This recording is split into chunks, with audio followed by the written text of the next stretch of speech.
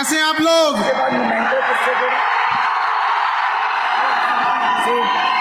आज हम अपनी बात की शुरुआत आप लोगों से सॉरी से करते हैं, बड़ा लेट हो गया हमको आने में। एक्चुअल में सुबह में क्लास लिए पटना में, क्लास खत्म होने के बाद 2-3 मीटिंग अटेंड किए, उसके बाद से एक दूसरे सेंटर पे गए, फिर फ्लाइट लिए तो पता चला यहाँ पे आपके जालंधर फ्लाइट नहीं, चंडीगढ़ जाके उतार दिया हमको। तो हम 4:30 बजे चंडीगढ़ उतरे हैं, फिर वहां से बाई रोड यहाँ आए हैं। हमें लगा कहीं आप लोग भूख प्यास से कहीं घर ना लौट गए होंगे, लेकिन यहाँ आने के बाद आपका उत्साह देख के ये तो ऐसा लग रहा है हम पटना में ही खड़े हैं। तो कैसे हैं आप लोग? You all are the future of India. किसी एक बिल्डिंग के लिए कई पिलर्स की जरूरत होती है। हम जब देखते हैं किसी बिल्डिंग में पिलर जाते हैं तो बड़ा दिल गदगद होता है कि यार बिल्डिंग बड़ा मजबूत है। उसी तरह किसी देश का पिलर यंग जनरेशन होती है। आप लोग को भी देख के दिल गदगद हो जाता है कि ये आगे जाके देश इन्हीं के हाथ में आने वाला है। आप सब अलग अलग शहर से, अलग अलग फैमिली बैकग्राउंड से आए होंगे, अलग अलग सपने लेकर, लेकिन हम लोग दुनिया में आते हैं खाली हाथ जरूर, लेकिन एक बात दिमाग में बैठा के रखना, खाली हाथ जाना नहीं है। अपने साथ कुछ यादें, कुछ देश को समर्पित करके जाना है। हम आपसे पूछते हैं, क्या एपीजे अब्दुल कलाम खाली हाथ चले गए? क्या मनमोहन सिंह खाली हाथ चले गए? रतन टाटा खाली हाथ चले गए? अटल बिहारी वाजपेयी खाली हाथ चले गए? इन्होंने देश के लिए किया है। हम जिन चारों का नाम लिए हैं, शायद चारों अलग अलग धर्म से बिलोंग करते थे। एपीजे अब्दुल कलाम, चाहे रतन टाटा हो, चाहे हमारे मनमोहन सिंह हो या अटल बिहारी वाजपेयी हो, लेकिन जब जो देश के लिए काम करेगा, देश उन्हें याद रखेगा। अगर आप परिवार के लिए काम करेंगे तो परिवार आपको याद रखेगा। इसलिए याद रखिएगा, हमारी आपकी मेहनत और काम इतना बड़ा होना चाहिए कि केवल हमारा परिवार नहीं, हमारा मोहल्ला और शहर नहीं, बल्कि पूरा देश गर्व करे कि आपके ऊपर इतनी बुलंदी पर आप लोगों को जाना है। इसके लिए मेहनत जरूरी है।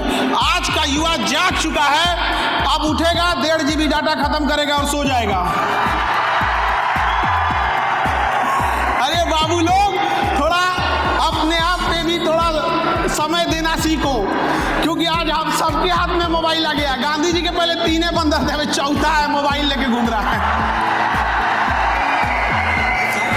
हम लोग के ऊपर मोबाइल का इतना ज्यादा असर हो गया है कि आजकल देखते हैं कि 20 सेकंड के शॉर्ट वीडियो में भी लिखना पड़ता है वेट फॉर एंड। अजब हाल है, तो 20 सेकंड भी नहीं देख पा रहा है। लेकिन इससे इंटेलेक्चुअल डेवलपमेंट नहीं होगा।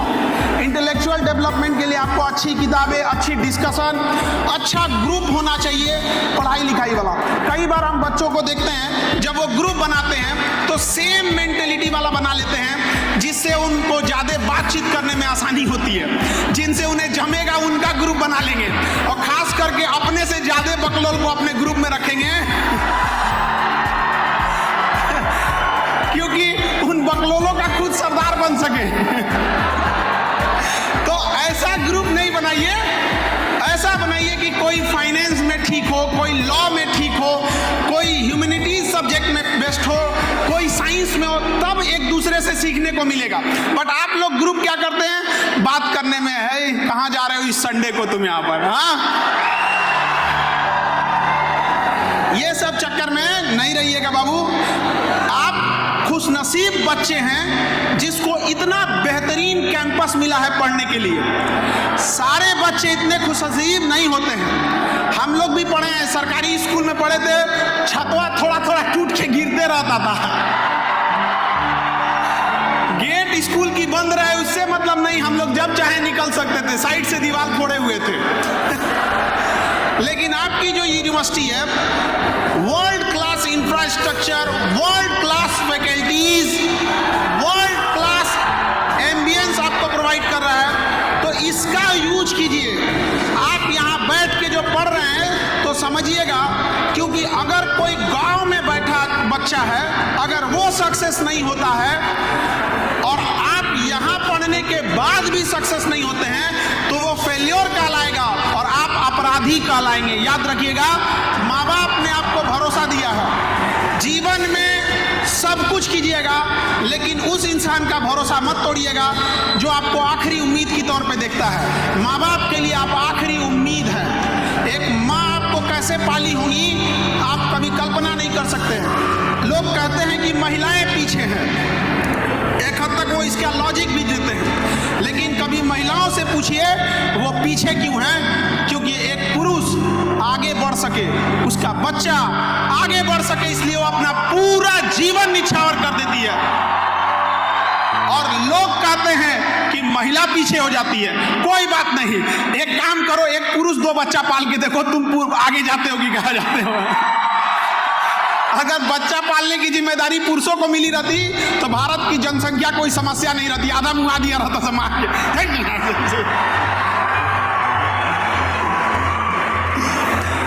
आप अलग अलग गांव शहर जाए, जहां से आए होंगे, बड़ा शहर होता है जब आप अपने कामयाबी के बुलंदी पे शीर्ष पर होते हैं, अपने बुलंदी के चरम पर होते हैं, तो शहर आपको अपनी ओर बुलाता है और गांव मुस्कुरा के कहता है कि बुढ़ापा काटने तो गांव लौटना ही पड़ेगा तुम्हें।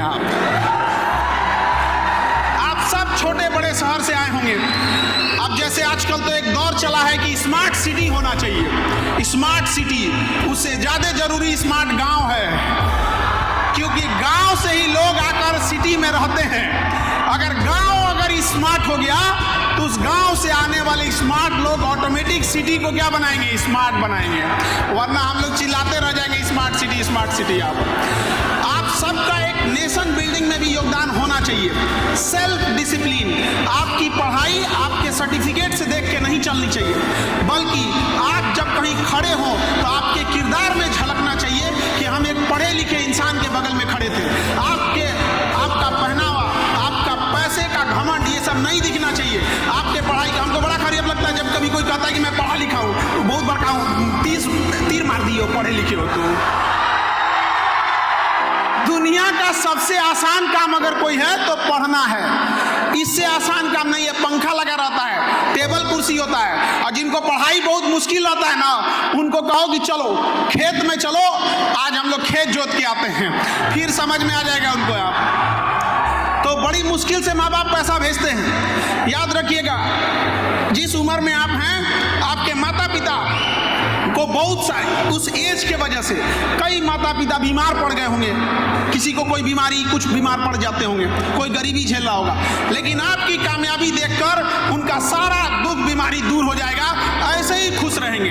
और बड़ा दुख होता है जब एक माँ पाल पोस के बड़ा करती है, आप लोग को कॉलेज भेजती है, यूनिवर्सिटी भेजती है पढ़ने के लिए, और पढ़ने के बाद जब बच्चा कामयाब हो जाता है तो स्टेटस लगाता है, माय वाइफ माय लाइफ। हम ये नहीं कह रहे हैं कि आप स्टेटस मत लगाइए, हम ये कह रहे हैं कि आप स्टेटस के सामने ये जरूर मत भूलिएगा कि आपका स्टेटस बनाने में किसी माँ ने अपना पूरा जीवन लगा दिया है, तो उसे मत भूल जाइएगा। आप चाहे जिस शहर में हो, चाहे जिस गांव गली कहीं पे हो, आप अपना सदाचार, आपकी जो सिंप्लिसिटी है वो कभी मत खोइएगा।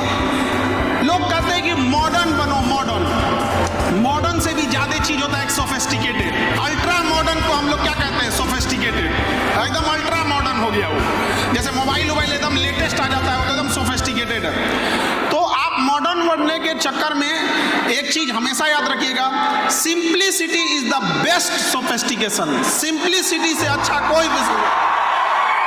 और एक चीज और, बड़ा नसीब से हम लोग को एक मानव का जन्म मिला है। हम नसीब वाले थे इसलिए मानव जन्म मिला है, और खुश नसीब थे इसलिए हिंदुस्तान में जन्म मिला है।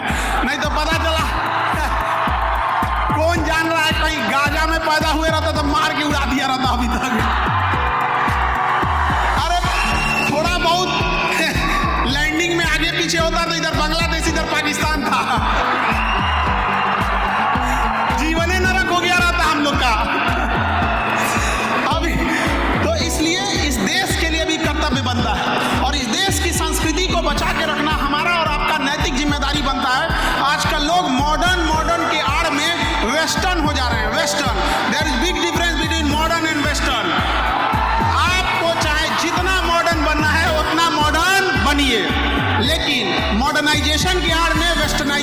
बढ़ावा मत दीजिएगा।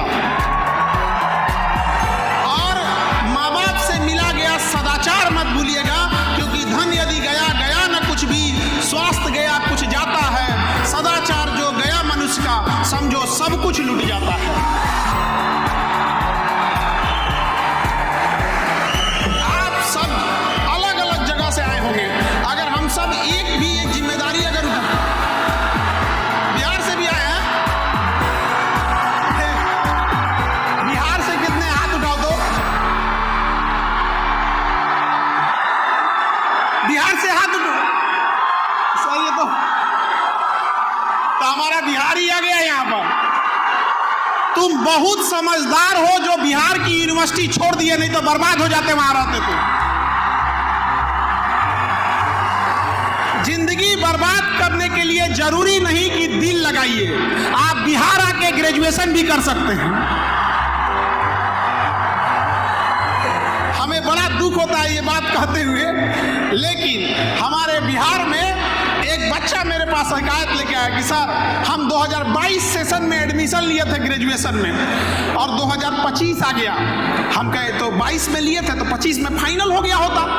तो कह रहा है नहीं सर, अभी तो फर्स्ट सेमेस्टर का भी एग्जाम नहीं हुआ है। मतलब हम कभी कभी कहते हैं कि ये ऊपर वाला उल्का पिंड इधर उधर क्यों गिरा देते हो यार।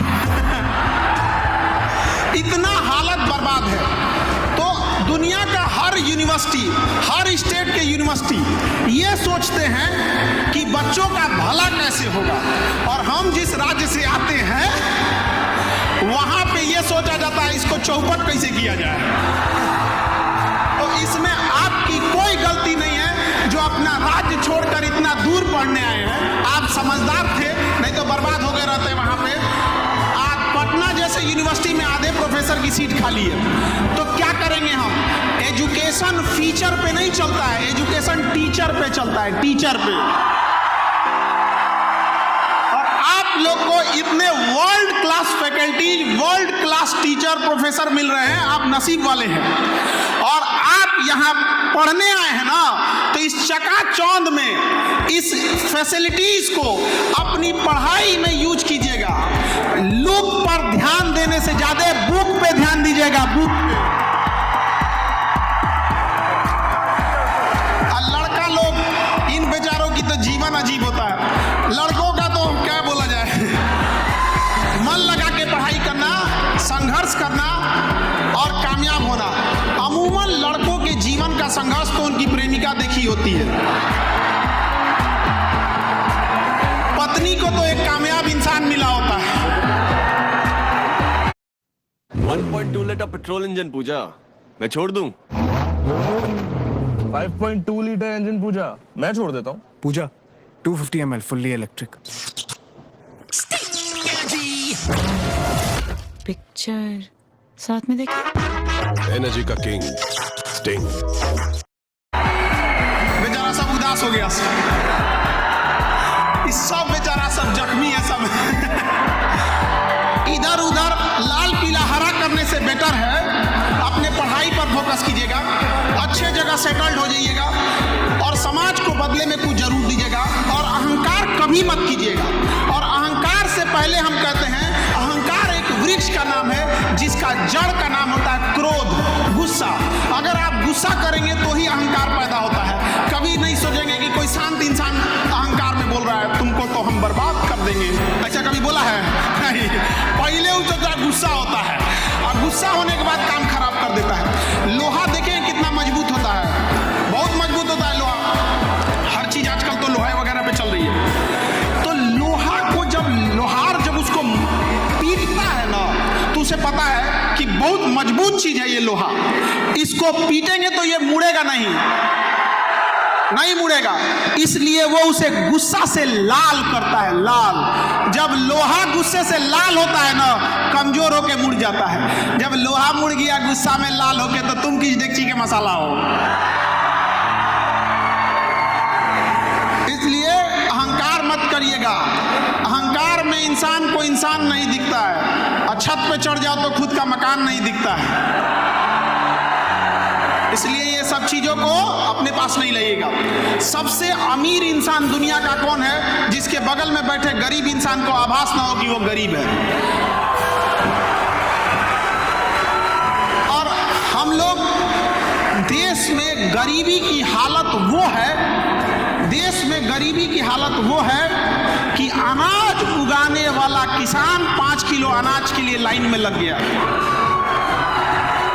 आपको ये बात जानकर ताज्जुब होना चाहिए, आप यंग जनरेशन है, आपको काम करना चाहिए कि किसानों की स्थिति सुधार हो सके।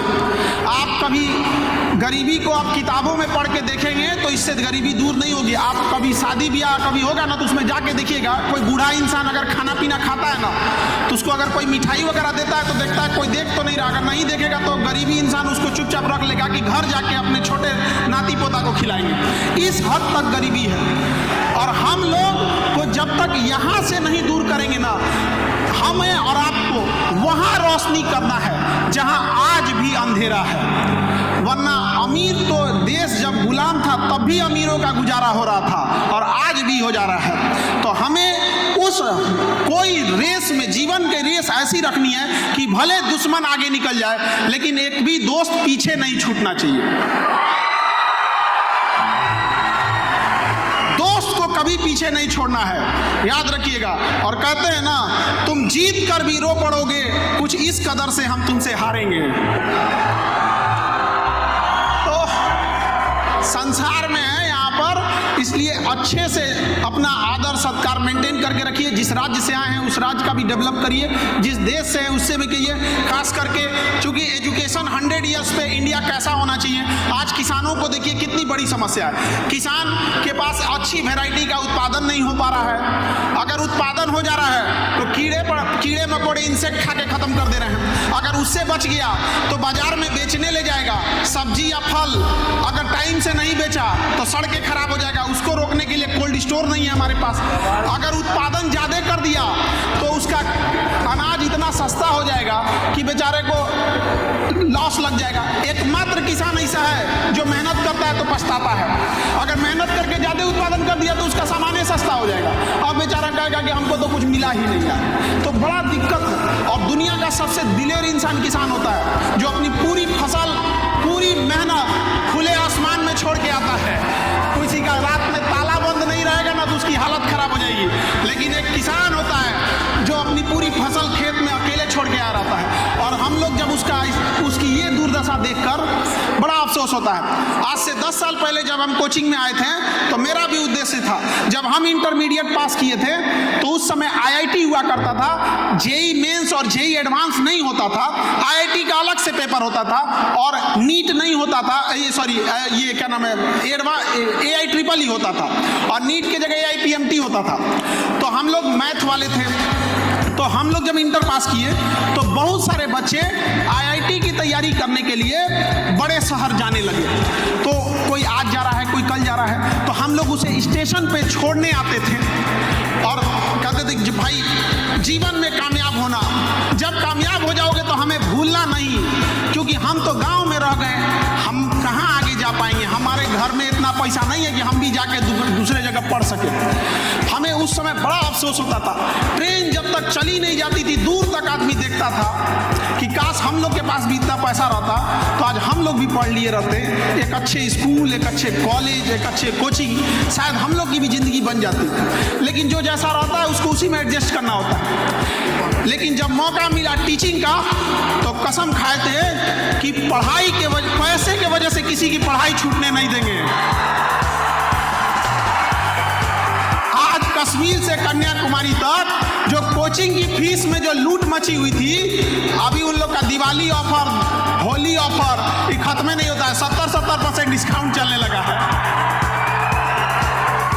तो मेरा उद्देश्य था कि गरीब से गरीब बच्चा अपनी पढ़ाई कंप्लीट कर सके, और चाहे कितना भी कमजोर स्टूडेंट क्यों ना हो, वो अपनी पढ़ाई को कंप्लीट कर सके। आज क्लास में चाहे कहीं पे भी हो, उसको ये उम्मीद रहता है कि हमको अगर समझ में नहीं आ रहा है तो सर समझा देंगे। देखिए, सबसे बेहतर ढंग से आपको कोई समझा सकता है तो आपके दोस्त